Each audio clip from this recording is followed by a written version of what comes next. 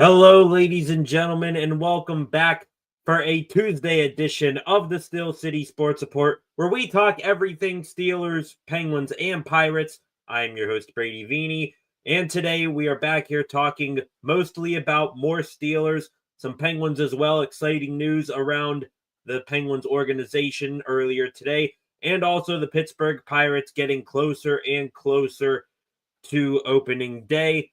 Gonna wait for a couple more people to hop in here, and then we will get started, beginning with a big one right here. Cam Heyward angry with Aaron Rodgers already. Here's my shocked face.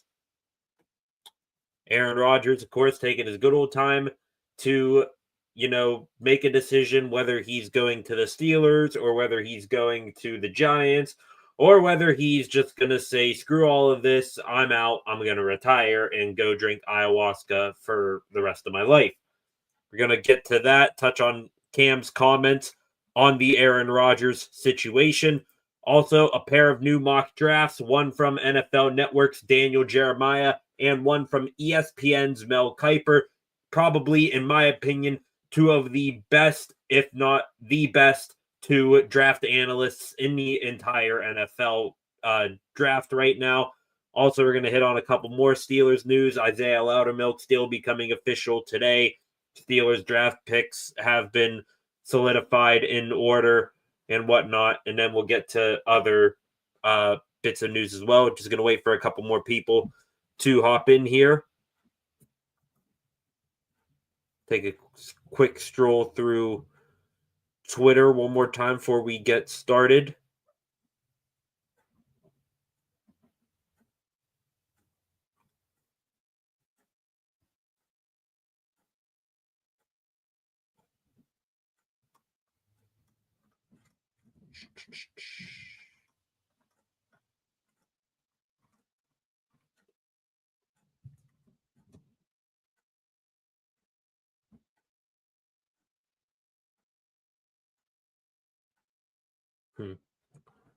All right, nothing new going on here. So let's get started anyways. Cam Heyward on his Not Just Football and Podcast, the most recent episode of his podcast, addressed what all has gone on in the offseason thus far, talked about the departures of some key players like Najee Harris and Justin Fields, saying that he didn't really know whether they were going to stay, but feels that they are going to do well in their respective new teams.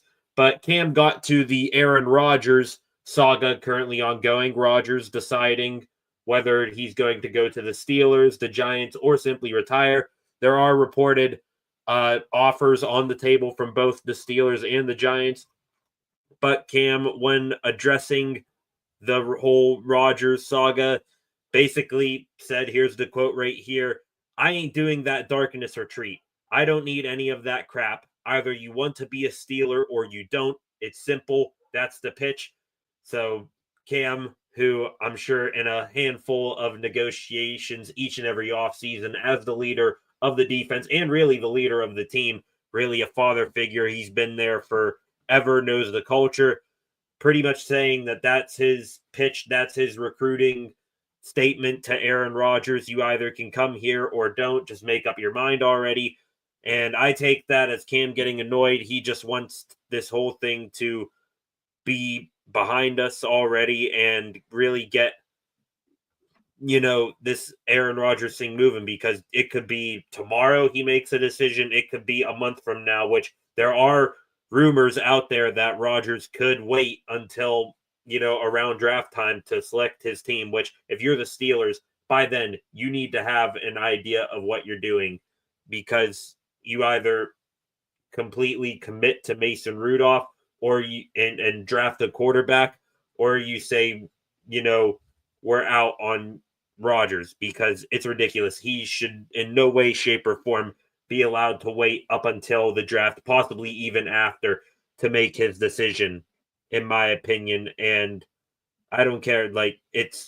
I said it last night on the stream here. It's ridiculous at this point that you have a 42-year-old has been at quarterback who is going to be courted by these two teams, and he's going to just drag them along for as long as he can. Rodgers is a spotlight hog, but Steelers have got to put their foot down like Cam did here and tell Rodgers, hey, enough is enough. We got to move on. We need your decision by X date. And then we are off to, more important issues. Heyward also, kept talking on the podcast, talking about the return of Mason Rudolph as well. Said that, he doesn't forget Mason stepping in for the team, that he was ready. Said that if the Steelers don't sign a quarterback, then they feel good about Mason possibly being the starter, and that the whole team's excited to have him back. He's a good guy for the locker room, and that a lot of the guys on the team like him and vibe with him. So great to see that Mason is back home where he belongs. Fans love him. Teammates love him. I hope he gets another shot. In my opinion, like I said, my plan as of right now would be to give Mason the starting role, because we saw how, those 3 games, how good the team was when he was under center for them 2 years ago. Things didn't play out in the playoffs against the Bills, but again, they're the Bills. They're a juggernaut. The game was, a weird one, got pushed back because of the weather delay. It snowed up there, pushed the game back a day. So I don't blame Mason too much for that loss. But yeah, like I said, my plan would be start Mason, let him start the season, draft Jackson Dart in the first round, and take things from there. And that leads me into my next segment here, which is, a couple new mock drafts, one from Daniel Jeremiah, one from Mel Kiper. Let's start with Mel Kiper's here. I've been following along with his mocks throughout this offseason thus far. And in his latest mock draft, again, these are getting, very serious. There's not much guessing that these analysts are doing anymore. They've got connections inside teams' buildings, trying to think how they think off of what they hear. And at pick 21 in his newest mock draft, he has the Steelers taking defensive tackle from Oregon, Derek Harmon. I like Harmon. I think he is worthy of a first-round pick, and many people say that he tested and has similar measurables to Cam Heyward. You love hearing that sort of thing, that a guy walks and talks and performs tests like Cam Heyward, because you're looking for his replacement at this point, high in the draft. The only thing that I didn't understand about that selection was that Kiper not only had the Steelers passing on this guy, but he also had this player falling all the way down to number 30 to the Buffalo Bills, and that is defensive tackle Kenneth Grant. You look on some draft boards, Kenneth Grant is probably on most of them the second defensive tackle in the draft, behind his fellow Michigan Wolverine and Mason Graham. So not entirely too sure about the Steelers passing up on Kenneth Grant in this point, but if I had to rank my defensive tackles right now, you got Mason Graham, and then you got Kenneth Grant, and then very close behind Kenneth Grant, you got Derek Harmon. So I'm not complaining too much about the Steelers sticking with Harmon over Grant there. Also, another player that the Steelers passed on in this instance, Walter Nolan, the defensive tackle from Ole Miss. We all know that the Steelers are looking into a couple of Ole Miss players, mainly on the offensive side so far. They've brought in Trey Harris and I believe another wide receiver as well. Or maybe, no, that's Iowa State. But anyway, they're going to be in on a handful of Ole Miss players. I'd be shocked if they didn't take at least one defensive player, or not defensive player in general, out of Ole Miss in this draft. But yeah, so just looking at the rest of Kiper's mock here, had Jackson Dart going number 9 to the New Orleans Saints. That is far and away the highest I've seen Jackson Dart getting drafted in any mock draft up until this point. Going 9 to the Saints is extremely high right there. If I'm the Steelers, I'd still take him at 21, if not trade down and then select him. But yeah, I guess Dart flying up draft boards right now. And of course, quarterbacks in the draft, their draft stock always gets inflated as we get closer and closer to the draft. So Dart was off the board by the time Kuiper made his Steelers selection. Would have been intrigued if Kuiper would have had Dart go to the Steelers if he was on the board at 21, because I know his draft expert analyst partner, Field Yates, also likes the idea of Dart going to the Steelers as well. So wondering if Yates would have, rubbed off on Kuiper there. And also, Kuiper had Ashton Genty going number 6 to the Las Vegas Raiders. Just scrolling through here, some players that I think the Steelers would have high interest in at 21. Omarion Hampton, running back from North Carolina. 2 running backs go in the top 12. He goes 12 to the Dallas Cowboys. Easy number 2 running back in this class behind Ashton Genty. Outside linebacker Mike Green, again, a high upside player. I'm sure the Steelers would have interest in just off of, pure talent alone and the potential he's flashed. Will Johnson, corner from Michigan, went 16 to the Cardinals. Shamar Stewart, defensive end, 17 to the Cincinnati Bengals. I'm okay with the Bengals taking Stewart. If I were the Steelers, I'd take Stewart too. But, there's been a pattern in the NFL where tech players from Texas A&M don't pan out. They have all the skill sets, just the lacking of technique. Nick Amenwari, safety from South Carolina, went number 18 to the Seattle Seahawks. Do not sleep on the Steelers looking at Amenwari if he's there. Get into more of that into the more Steelers news segment I have. We'll be talking about here in a little bit. But Amenwari, 18 to the Seattle Seahawks. First wide receiver off the board, Tet McMillan from Arizona. He goes 20 to the Denver Broncos. And then, like I said, Harmon to the Steelers at 21. After that, 2 wide receivers come off the board. Golden from Texas to the Chargers. Egbuka from Ohio State to the Packers. Both of those picks immediately after the Steelers. Jahdae Barron, if the Steelers wanted to go corner and really shore up the secondary, he went number 24 to the Minnesota Vikings. And after that, I think besides the 2 defensive tackles in Kenneth Grant and Walter Nolan, that is all that the Steeler players they might have interest in going after that. Now moving on to Daniel Jeremiah's mock draft at pick 21. He indeed is winning my heart over. He has the Steelers taking quarterback Jackson Dart from Mississippi at 21. The Steelers' plan at quarterback is not completely clear at the moment, says Jeremiah. Even if they were to land 41-year-old Aaron Rodgers, they would still need a long-term option at the position, so they take a swing here with Dart.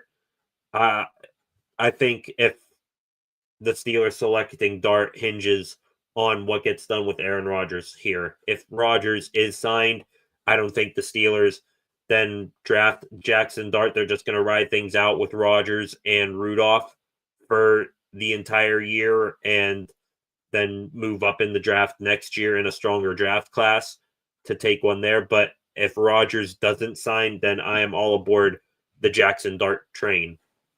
After that, Tet McMillan, wide receiver from Arizona, goes 22 to the Chargers. Let's start here first off. Let's go to the top here of Jeremiah's mock here. Just going through all of it here. Cam Ward goes number 1 to the Titans. That's pretty much a consensus feeling around analysts right now. Abdul Carter, number 2 to the Cleveland Browns. That's the one pick that I don't want the Browns to make. I want them to do something stupid and not take Carter, because I think Carter is going to be a stud in the NFL, and him teaming up with Myles Garrett doesn't necessarily worry me, but it doesn't help. Shadur Sanders, number 3 to the Giants on Jeremiah's mock. If Shadur fall, maybe the Steelers take a look at him if he falls into the teams. If not, I don't think they're going to even consider him. Travis Hunter, New England Patriots at number 4. Then going fast here, Jaguars take Jalen Walker from Georgia. Ashton Genty, a Steelers consideration, number 6 to the Raiders. At number 8, Mason Graham, first defensive tackle off the board to the Carolina Panthers. Jahdae Barron, corner, goes number 11 to the 49ers. Matthew Golden, second wide receiver off the board, excuse me. At least I think that was. No, that's first wide receiver off the board. First wide receiver off the board, Matthew Golden to the Cowboys at 12. Texas wide receiver stays in Texas. Tyler Warren, tight end from Penn State, goes number 14 to the Colts. That feels like a perfect match there.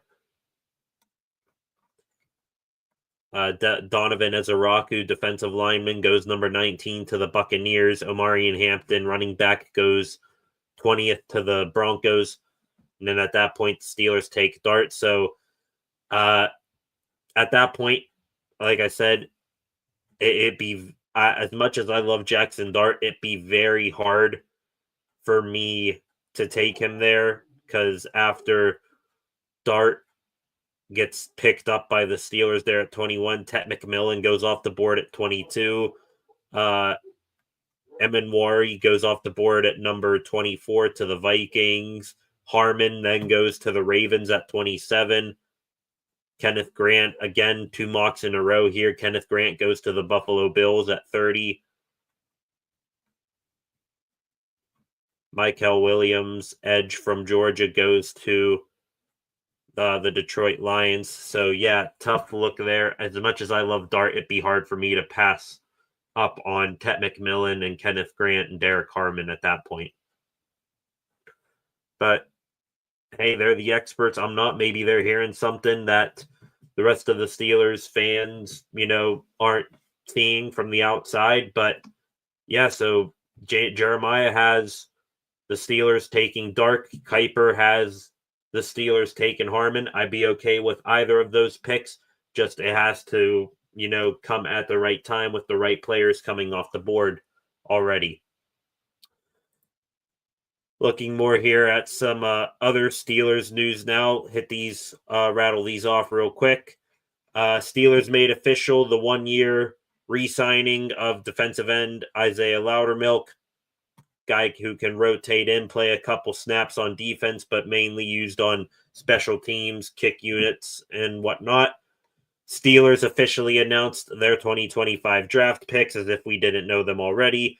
Pick number 21 in the first round, pick 83 in the third round, pick 123 in the fourth round, pick 156 in the fifth round, pick 185 from the Chicago Bears in the sixth round, and pick 229 from the Atlanta Falcons through the Philadelphia Eagles in the seventh round. Again, I would not be shocked in the least bit if the Steelers trade back a couple spots in the first round, recoup some of that draft capital, maybe a second or an extra third round pick that they lost in the DK Metcalf trade. So will be interesting to see what the Steelers do there. Steelers had another top 30 visit here today. Or it wasn't a top 30 visit. It was a local pre-draft visit. And this is them just doing their due diligence. They hosted pit kicker Ben Sauls. Just said, hey, Sauls, come over from the other side of the building. Come meet with the Steelers. Take a walk through the Steelers side of the facility. They're not going to draft him. They're not even going to sign Ben Sauls. I'd be shocked if Sauls goes undrafted. This isn't even me wearing my pit, lens glasses. Ben Sauls, one of, if not the best kicker in all of college football this past season. Like I said, not going to get picked up by the Steelers. I'd be shocked if he isn't drafted. But this is them just doing their due diligence. Maybe, a couple years down the line when age or retirement catches up to Chris Boswell, you bring in the lefty Sauls then. But I'd be intrigued, about Ben Sauls, a pit kicker, returning to Pittsburgh and joining the Steelers in a couple years. Be very interested at that. And then just some update on what the Steelers are thinking for possible draft picks, going to pro days. From at least what I've seen here, at least one member of the Steelers organization was at the University of South Carolina's pro day today. That was defensive backs coach Gerald Alexander, new defensive backs coach Gerald Alexander, I will say. Alexander spent about half an hour chatting with Nick Emenwari, safety for South Carolina. Freak athlete, 6'3", well over 200 pounds.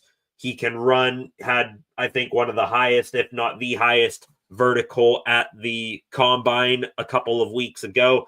So even though the Steelers have Minkah Fitzpatrick and Deshaun Elliott and Juan Thornhill, if you can have an athlete, forget position value, forget position at that point. If you can just have an athlete like Emenwari on your team, he can, I would assume he can play linebacker, though he's been very adamant about sticking at safety. But regardless, you can find a spot for him in this defense if he's there at 21, should the Steelers draft him.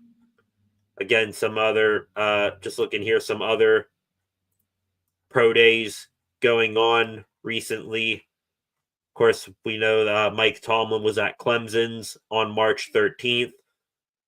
Also, Steelers representatives were at a big one, Georgia, on March 12th. Going on right now, some pro days that have happened or will happen today. Of course, we know Gerald Alexander was down at South Carolina. Also, another notable one today, Oregon had their pro day, though I don't think any of the Steelers, top brass traveled out to Oregon, went west to go watch there. If I had to guess any member of the Steelers organization that would have gone out there, it'd be Carl Dunbar, the defensive line coach. Go out there, watch Derek Harmon, a couple of other, players on that defense. Maybe the Steelers have their eye on Jeffrey Bassa, a linebacker out there I like, who could slip to the middle rounds. But yeah, so South Carolina and Oregon, the two big pro days that happened today. Looking at some other pro days that either happened today or are coming up in the next few days. The Big 12, they're having all their pro days within, this next 4-day span. Arizona, maybe a member of the Steelers organization is there. Look at Tet McMillan. Arizona State, could the Steelers have interest in running back Cam Scatterbo? Could see someone down there, maybe the running backs coach. Looking here, BYU, Baylor, Cincinnati, not much interest in those pro days. Colorado, maybe you do your due diligence, go out, watch Shadur Sanders, take a look at some of the wide receivers there for possible late round selections. Houston, no. Iowa State, I expect a handful of Steelers representatives there. Of course, Steelers already have had pre-draft top 30 visits with two wide receivers from Iowa State, Jalen Knoll, and who is the other one I had here? Why am I blanking on his name? But yeah, Jalen Knoll, one wide receiver, and Jaden Higgins, who's going to be near the top of the draft, wide receiver there. Kansas, maybe heard some, interest in Kobe Bryant, the corner from Kansas. Kansas State, not really. Corner Jacob Parrish, maybe from there. Oklahoma State, yes, I think that is going to be of interest to the Steelers. Running back Ollie Gordon out of Oklahoma State could be a Steeler and could be a Najee Harris replacement as a big body back. TCU, yes, wide receiver Savion Williams already visited with the Pittsburgh Steelers as a pre-draft top 30 visit. Also, they got another wide receiver flying up draft boards in Jack Besh. Texas Tech, not really. UCF, Utah, no. West Virginia, Steelers representatives are always there. Local visits, whatnot. They already had a local visit from WVU and Wyatt Millum. Again, those are within the next 4 days here, March 18th through the 21st. All those Big 12 teams are having their pro day. Looking here just to wrap up the week, March 19th, Alabama tomorrow. Alabama's having their pro day. Sure, the Steelers are going to go down, have some heavy interest in that. Wouldn't be shocked if you see Tomlin and Omar Khan down there. Of course, you got Jalen Milroe down there. Got, some offensive linemen down there, some guys on defense as well.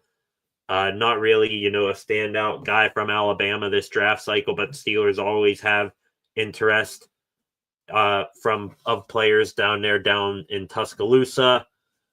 Looking at some other colleges having pro days tomorrow, nothing really. Minnesota, maybe. Steelers had a combine meeting with quarterback Max Brosmer from Minnesota. Then finishing out the week here, March 20th, nothing really. William and Mary, they met with an offensive lineman from there at the combine, but nothing else of interest there. And then March 21st, Florida State. Even though Florida State was bad, they still got a couple of good draft prospects. Azariah Thomas, I don't know how to pronounce his first name. Michigan, of course. I expect Carl Dunbar and possibly Tomlin and company to be there. Look at Kenneth Grant, Mason Graham, all of what Michigan has to offer. Of course, they took Roman Wilson from Michigan last year. Missouri, maybe a little bit of interest. And other than that, nothing else. But yeah, so a couple of interesting pro days coming up. And again, if you see on X, Twitter, whatever social media, if you see a member of the Steelers organization is there and is talking to a draft prospect, take that with extreme interest, because the Steelers over the past two drafts, usually if they attend your pro day and they host you for a pre-draft visit, they're more than likely going to take you if you're in their ballpark range of draft selections. So should be very interesting seeing what pro days, certain Steelers coaches and whatnot attend over the next few days. Moving on here, some Penguins news. Penguins, exciting news, going to Sweden. That was announced this morning. Penguins are going to be traveling to Sweden. They will play next season, two regular season games, November 14th and November 16th. That will be in Stockholm, Sweden, against the Nashville Predators. You're probably looking at, one team designated as the home squad for each of those games. But Predators and Penguins, November 14th and 16th in Stockholm, Sweden. Should be very exciting to watch those games. Probably be on sometime in the afternoon or morning back here in the States. Pretty bold move. I mean, I get it. You're marketing, as many Swede players as you possibly can. Looking at the graphic the NHL posted for these games, you have Philip Forsberg and Roman Josi for the Predators, two Swedes there. On the Penguin side of things, you got Malkin, Crosby, and then up above Crosby, you got Erik Karlsson. You're going to, market Karlsson. It should be very questionable if he will still be with the Penguins by the time that game rolls around. We'll have to wait and see. But yeah, very excited about this as a Penguins fan. Pens going overseas should be very exciting. Get the guys' blood pumping. Karlsson said he comes from a small town in Sweden, never got chance to play professional hockey there until he was a teenager, and thinks it's a great thing that the NHL does this global series playing in Sweden. And also Ricard Raquel said he's excited for the game. I expect him to be on the Penguins for those games next year. Says he has never gotten to play in front of his 90-year-old grandmother, and now he will finally get the opportunity to do so. So I'm excited for the team, excited for the two Swedes and Karlsson and Raquel, and it should be fun talking about the Pens and what they got going on tonight at home against the New York Islanders, looking to make their fourth straight home victory and their fifth straight win overall. Penguins did make an emergency call-up. Una Koppinen from Wilkes-Barre Scranton was recalled on an emergency basis. Don't know what the emergency basis is exactly, but, I don't think it should be anything that affects the Penguins lineup all that much. Looking here didn't really get to see a didn't really get to see if there was a starting goaltender for tonight's game, but you'd expect it to be Tristan Jarry for as hot as he's been. And then moving on to some Pirates news, Bucks played another preseason game today. MLB season has officially started. I did catch the tail end when I woke up this morning of the Dodgers versus the Cubs over in the Tokyo series right now. Cubs already 0-1 on the season, bottom of the division, losers. But Buccos played another preseason game today. Top prospect pitcher Thomas Harrington, he got the start. I got his stat line right here. Give me a second to find it. Pitched very well, went 3 2/3 innings pitched, only gave up 1 hit, walked a batter, gave up 1 run, struck out 3, looked much like a top prospect and a guy who's going to be up possibly near the end of the year when rosters expand for a playoff push. Harrington pitched well.